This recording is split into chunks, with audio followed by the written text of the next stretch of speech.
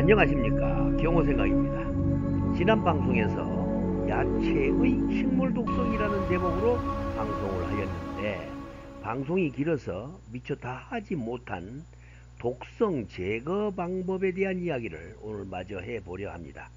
과일과 야채의 독성을 제거하는 방법은 우리 조상들이 수천 년간 해왔던 생활습관 속에 있습니다.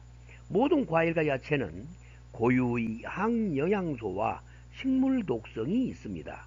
그래서 우리가 꼭 먹어야 한다면 필히 건강에 해로운 물질을 낮추거나 제거하고 먹어야 합니다.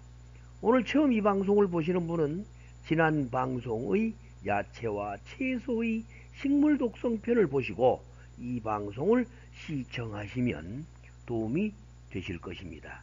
자, 그러면 지금부터 경호생각 성우들이 알려드리는 중요한 내용을 끝까지 귀 기울여 들어보시고 경호생각 시청자 여러분의 100세 건강을 누리기 바랍니다.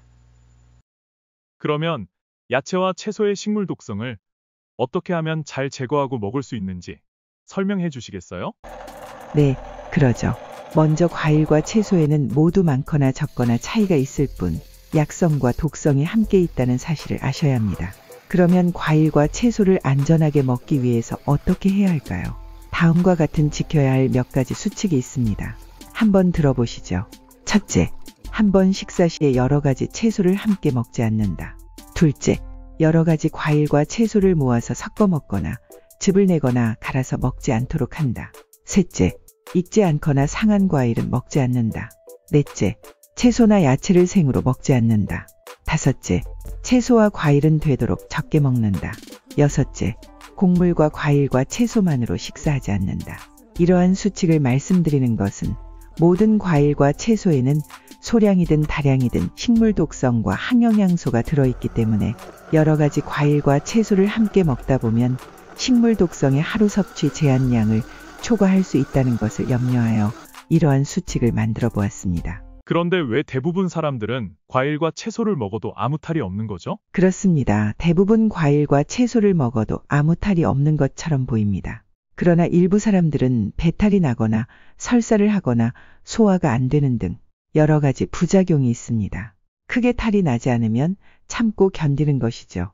또 하나 다행인 것은 소량의 독성 물질을 우리가 먹었다 해도 우리 몸의 신체 구조는 자동 방어 기전이 있어서 외부에서 침입하는 중금속을 비롯하여 다양한 독성 물질을 제거하거나 분해시키고 배출시키는 저항력을 가지고 있습니다. 그러면 우리 몸의 방어 기전은 무엇이 있는지 알아보겠습니다.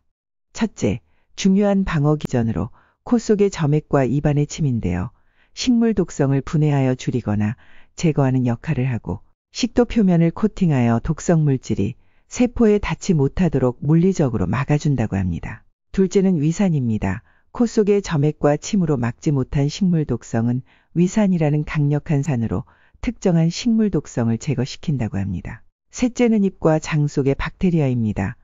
이 박테리아는 특정 식물 독성을 장기간 먹게 되면 장내에서는 면역 박테리아가 생겨서 적은 양의 독성에 대해서는 이 박테리아에 의해 내성이 생긴다고 합니다. 넷째로 장의 점액층 또한 장벽을 보호하는 역할을 하고 점액의 효소와 항균 물질이 특정 독소를 가두고 흡수한다고 합니다. 이렇듯 소량의 식물 독성은 우리 몸의 자동 방어 기전에 의해 제독되고 내성이 생겨서 먹어도 생명에 지장이 없게 된다고 합니다. 그러나 지속적으로 식물 독성을 섭취하면 독성이 쌓이고 또 장기화되면 우리도 모르는 사이에 만성질환의 원인이 될 수도 있으므로 조심하여야 할 일입니다. 네, 잘 알았습니다. 과일과 채소에는 비록 소량이라도 다양한 식물 독성이 들어있다는 것을 처음 알았습니다. 그렇다면 한국 사람들의 식단은 온통 채소와 야채로 이루어져 있는데 하루 제한 섭취량을 초과하여 매일 식물 독성을 먹고 있는 것인데요. 그렇다면 우리 조상들은 그런 식물 독성을 줄이거나 제거하기 위한 특별한 조리 방법을 터득하고 있었다고 보입니다. 그런데 요즘 사람들은 이를 지키지 않고 급속 조리법으로 식물 독성을 무시하는 경향이 있는데요. 경호생각님께서는 이렇게 위험한 식물 독성을 제거하고 먹을 수 있는 조리 방법을 알려주시겠어요? 그래요. 우리 조상들은 비록 식량이 부족하여 채소나 야채를 채취하여 먹었습니다. 그러나 이러한 채소나 야채를 먹으면 그 독성으로 죽는다는 것을 알고 수많은 시행착오를 통해 인체에 해가 되지 않을 정도의 조리법을 개발하게 되었습니다. 그 조리법의 첫째는 삶기입니다. 옥살산, 솔라닌, 토마틴 같은 독성 물질은 삶는 과정에서 물로 빠져나갑니다. 예를 들어 시금치나 감자를 끓는 물에 삶으면 30에서 50%의 독성 물질이 감소됩니다. 두 번째는 고온으로 조리하는 것입니다. 높은 온도에서 조리하면 약 60에서 80%의 독성 물질이 파괴된다고 합니다. 그래서 우리 조상들은 대부분의 채소를 쪄서 먹었습니다.